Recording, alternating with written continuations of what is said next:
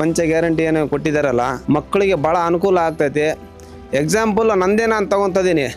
ಮೊನ್ನೆ ನಾನು ಮೈಸೂರಿಗೆ ಹೋಗ್ಬೇಕಾಗಿತ್ತು, ನನ್ನ ಮಗಳದ್ದು ಅಡ್ಮಿಷನ್ ಮಾಡಿಸ್ಬೇಕಾಗಿತ್ತು.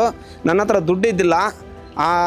ಬಂದಿರತಕ್ಕಂಥ ದುಡ್ಡಲ್ಲಿ ನಾನು ತಗೊಂಡೋಗಿ ನಾನು ಆ ದುಡ್ಡನ್ನು ಚಾರ್ಜಿಗೆ ತಗೊಂಡೋಗಿ ನಮಗೆ ಅನುಕೂಲ ಆಯಿತು.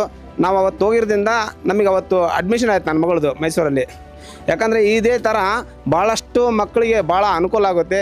ಈ ಗ್ಯಾರಂಟಿಗಳು ಬಸ್ ಆಗಿರ್ಬೋದು ಫ್ರೀ, ಆಮೇಲೆ ಅಕ್ಕಿ ಆಗಿರ್ಬೋದು, ಕರೆಂಟ್ ಆಗಿರ್ಬೋದು, ಇದೆಲ್ಲ ಭಾಳ ಅನುಕೂಲ ಆಗುತ್ತೆ. ಸಿದ್ದರಾಮಯ್ಯ ಸಾಹೇಬರು ಮಾಡಿದ್ದಾರೆ. ಸೋಮಾರಿ ಆಗಿಲ್ಲ, ಎಲ್ಲ ಜನ ಅವ್ರವ್ರ ಪಾಡಿಗೆ ಅವ್ರು ದುಡ್ಕೊಂತಾರೆ, ಅವ್ರವ್ರ ಪಾಡಿಗೆ ಅವರು ಚೆನ್ನಾಗಿ ಇದು ಗ್ಯಾರಂಟಿ ಇರೋದ್ರಿಂದ ಭಾಳ ಜನರಿಗೆ ಅನುಕೂಲ ಆಗಿದೆ.